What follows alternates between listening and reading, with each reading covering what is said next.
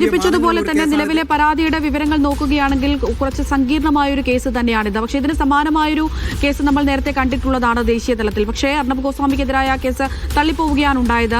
ഇവിടെയും അത് തന്നെയാണോ പ്രതീക്ഷിക്കേണ്ടത് എന്നാണ് ഉള്ള ഒരു ചോദ്യം.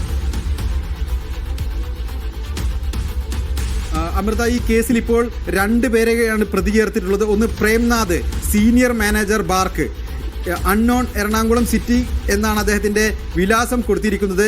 ഒപ്പം തന്നെ owner of the reporter channel എന്ന 2 പ്രതികളെയാണ് ഈ കേസിൽ നിലവിൽ പ്രതികളാക്കിയിരിക്കുന്നത്. അതുകൊണ്ട് തന്നെ പ്രാഥമിക ഘട്ടത്തിൽ ബാർക്കിന്റെ ഒരു പ്രതിനിധിയും റിപ്പോർട്ടർ ചാനലിന്റെ ഉടമയുടെ പേര് ഇതിനകത്ത് പറയുന്നില്ല, റിപ്പോർട്ടർ ചാനലിന്റെ ഉടമ എന്നാണ് പറയുന്നത്.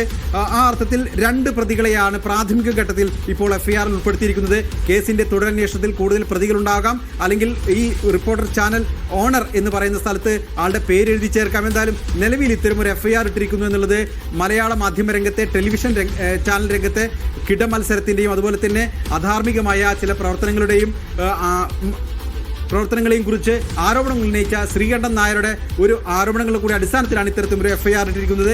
ഇനി കൂടുതൽ അന്വേഷണത്തിൽ മാത്രമേ കൂടുതൽ കാര്യങ്ങൾ വ്യക്തമാവൂ. ഒരുപക്ഷെ ഈ ആരോപണ വിധേയമായ റിപ്പോർട്ടർ ചാനലിന്റെ ഉടമ എന്ന് പറയുന്ന ആൾ കൂടി പ്രതികരണം ഒരുപക്ഷെ അല്പസമയത്തിനകം വന്നേക്കാൻ സാധ്യതയുണ്ട്. ഏതായാലും ആ ചാനൽ കൂടി പ്രവർത്തിക്കുന്ന പ്രദേശത്താണ് നിലവിൽ ഈ കേസ് എടുത്തിരിക്കുന്നത്.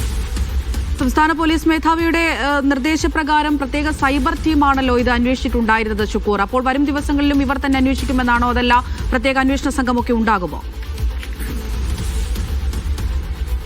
ഞാൻ നേരത്തെ പറഞ്ഞതുപോലെ വളരെ വലിയ സാങ്കേതിക പരിജ്ഞാനം ആവശ്യമുള്ള ഒരു സംഭവമാണിത്. ക്രിപ്റ്റോ കറൻസി എന്നുള്ളത് തന്നെ അതിസങ്കീർണമായ ഒരു വാല്യൂ ആണ്. അതിനെ കണക്കാക്കാനും അതിൻ്റെ കൈമാറ്റങ്ങൾ എങ്ങനെ നടന്നു തുടങ്ങിയ കാര്യങ്ങളെല്ലാം തന്നെ പരിശോധിക്കേണ്ടി വരും. അതിനപ്പുറം നമുക്കറിയാം ബാർക്ക് എന്നുള്ളത് അവരുടെ റേറ്റിംഗ് ചെയ്യുന്നത് സംസ്ഥാനത്തെ ഏതാണ്ട് 1000-ൽ താഴെ പീപ്പിൾ മീറ്ററുകൾ, അതായത് വീടുകളിൽ സ്ഥാപിച്ച് ആളുകൾ ഏതൊക്കെ TV ഏതൊക്കെ സമയത്ത് ഏതൊക്കെ ചാനലുകൾ കാണുന്നു തുടങ്ങിയ വിശദാംശങ്ങൾ ഒരു സാങ്കേതിക ഉപകരണത്തിന്റെ സഹായത്തോടു കൂടി ശേഖരിച്ച ശേഷം മാത്രം കണക്കാക്കിയാണ് അത് തയ്യാറാക്കുന്നത്.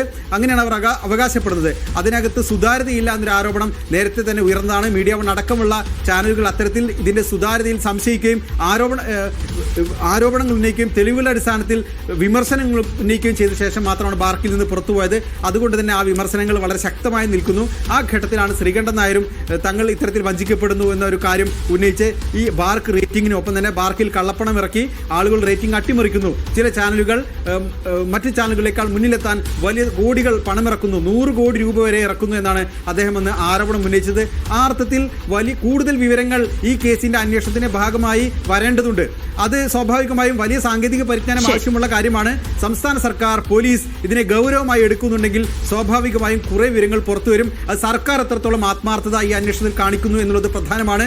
റിപ്പോർട്ടർ 24 ന്യൂസിനെ പോലെ, ശ്രീകണ്ഠൻ നായരെ പോലെ ഒരു മുതിർന്ന മാധ്യമ പ്രവർത്തകൻ വളരെ ഗൗരവത്തോടു കൂടി പൊതുമധ്യത്തിൽ വന്ന് ഉന്നയിച്ച ഒരു പ്രശ്നത്തിൽ കേസെടുക്കുക എന്നുള്ളത് സർക്കാരിനെ സംബന്ധിച്ച് ധാർമ്മികമായ ബാധ്യത കൂടി ആയതുകൊണ്ടായിരിക്കണം ഒരുപക്ഷെ ഈ ഇലക്ഷൻ സമയത്ത് കൂടി ആയിരുന്നിട്ട് പോലും ഒരുപക്ഷെ കേസെടുത്തത്. എങ്കിൽ പോലും അതിനകത്ത് പ്രാഥമികമായി റിപ്പോർട്ടർ ചാനൽ ഓണർ എന്ന് മാത്രമാണുള്ളത്. അന്വേഷണത്തിൽ ഒരുപക്ഷെ കൂടുതൽ പ്രതികൾ ഉൾപ്പെടുത്തിയേക്കാം. സർക്കാർ ഇതിൽ എത്രത്തോളം ആത്മാർത്ഥത കാണിക്കും അല്ലെങ്കിൽ ഗൗരവത്തോടെ സമീപിക്കും എന്നുള്ളത് ഇപ്പോഴും വ്യക്തമല്ല. കാരണം വലിയ തോതിലുള്ള രാഷ്ട്രീയ താല്പര്യങ്ങൾ ഉയർന്നു വരാൻ സാധ്യതയുള്ള ഒരു കേസ് കൂടിയാണ് ഇത് എന്ന കാര്യത്തിൽ തർക്കമില്ല. ബാർക്ക് തട്ടിപ്പിൽ ഇപ്പോൾ പോലീസ് കേസെടുത്തിരിക്കുകയാണ്. റിപ്പോർട്ടർ ചാനൽ ഉടമയ്ക്കെതിരെ, അതുപോലെ തന്നെ ബാർക്ക് സീനിയർ മാനേജർ പ്രേംനാഥിനെതിരെയുമാണ് കേസ്. വിവരങ്ങളാണ് കൊച്ചിയിൽ നിന്ന് NK ഷുക്കൂർ പങ്കുവച്ചത്.